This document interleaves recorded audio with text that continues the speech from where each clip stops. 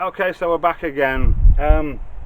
We've been bought a bit of compost as well. Sharon's going to be cracking on today with the bathroom ceiling.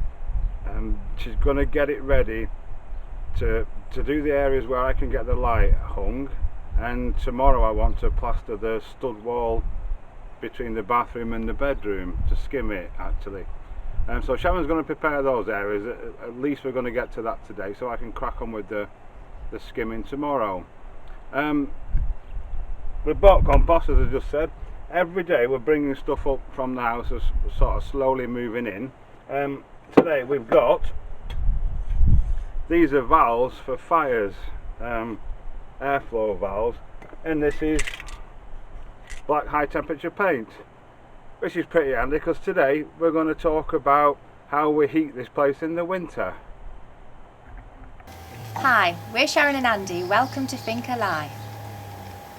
In 2019 we bought a derelict finca that used to be a bodega in the Murcia region of Spain.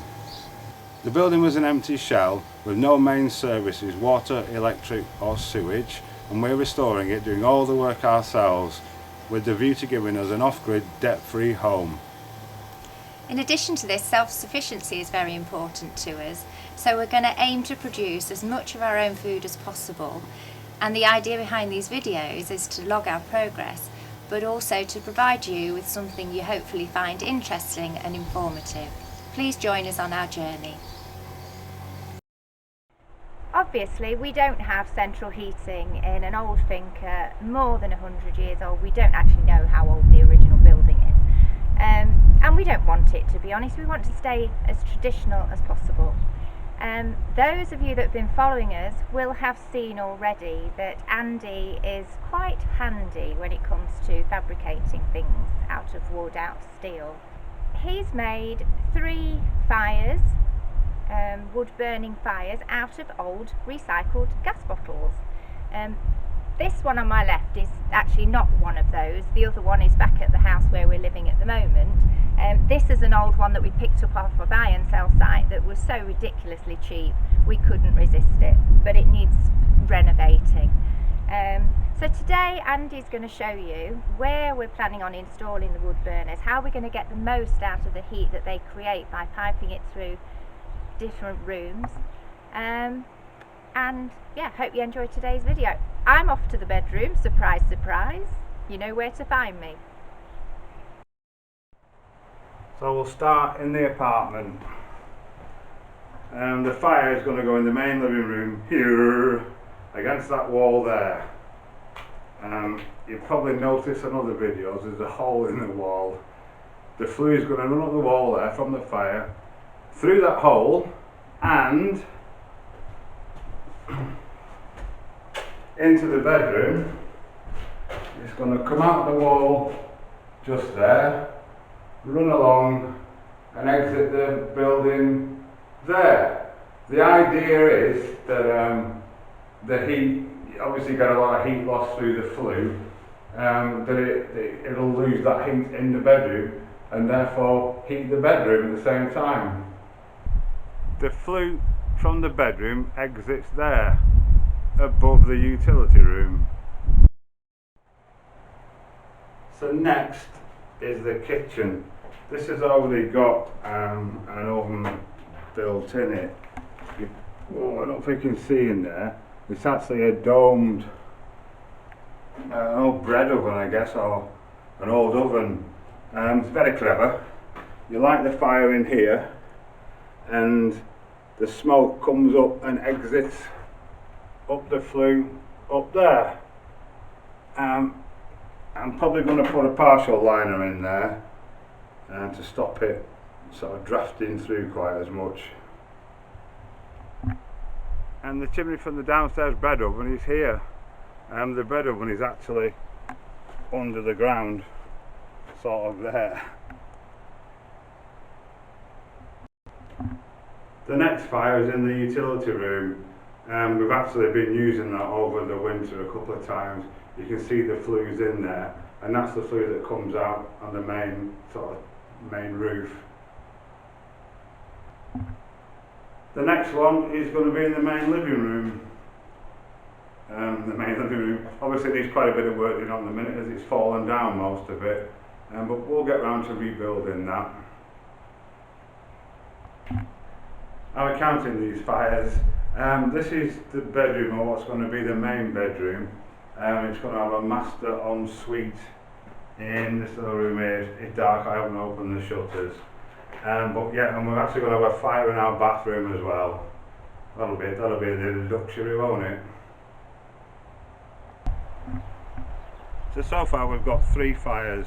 As Sharon said, the one on the right we bought at cheapest chits from a buy and sell site. The 2 on the left are made, and the middle one from a small gas bottle, and the large one from a bigger gas bottle, like the one on the left. You can see that standing up. That's ready. Well, ready to be made into a fire. Creak on the camera thing. Sorry. The one on the right is going in the apartment upstairs. If I can come round there. It's an old fire, very nice. It's got a lift up lid, I guess for cooking things in it. Oops. This one, standard bog standard fire, put the wood in there. This one's probably going to go in the bathroom. And this one, the executive top of the range model, with the glass in the door so you can see it, is going in the snug. I'm probably going to make another one the same as this out of that orange bottle to go in the main living room. So the bottom there is so you can empty it without having to put it out, and it's even got a little grate in there as well for the wood to sit on. All the flues have got flaps in them, like this one here. If you can see down there, that opens and closes to allow the airflow to come through. These actually original ones actually burn away in about a year, so I usually replace them with a big chunky 4mm thick piece. Lasts forever then.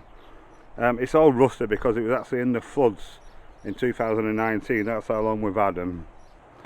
The fire that we bought, I'm obviously going to be restoring as well, and we can't have something rusted like that in our beautiful apartment.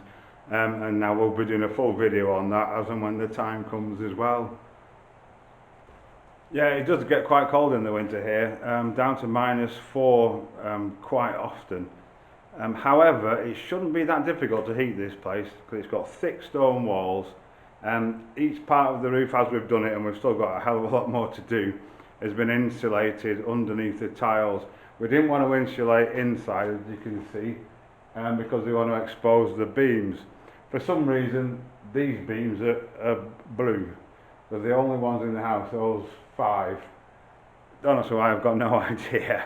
We will clean them up, I guess, and leave them exposed.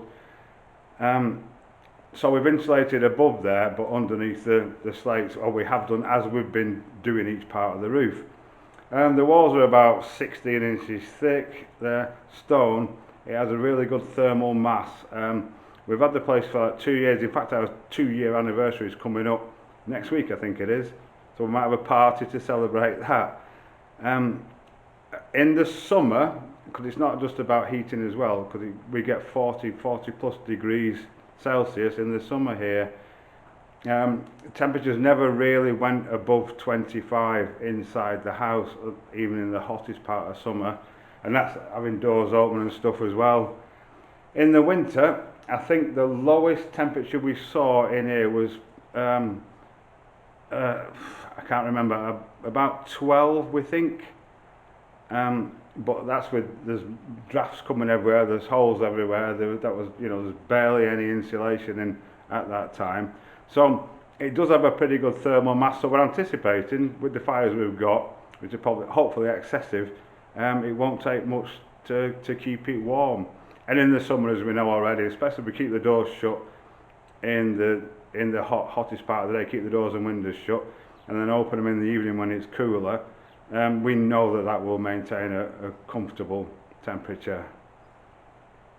Can you see me all right there? Those that have been counting will realise we need a fire for the snug, which we've got, a big one.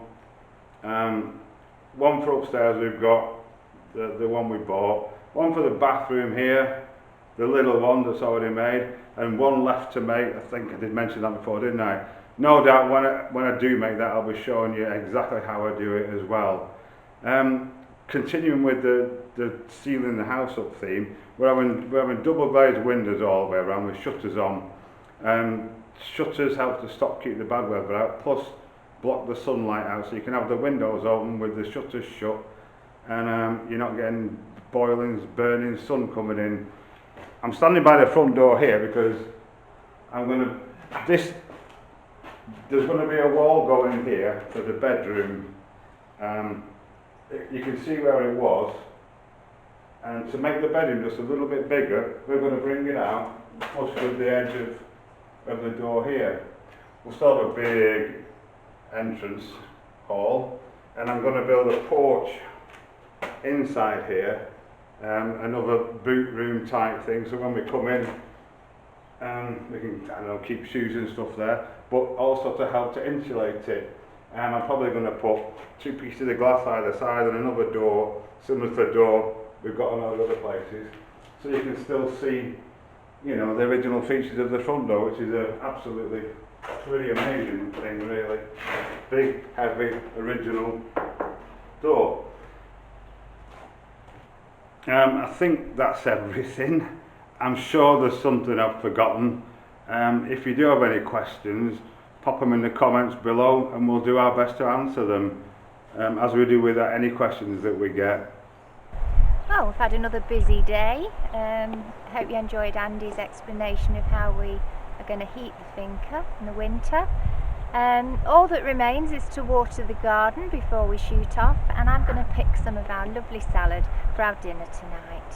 Okay, so just have a variety of each. We've got 4 different types of lettuce here. Don't actually know what they're called. We bought a mixed packet of seeds.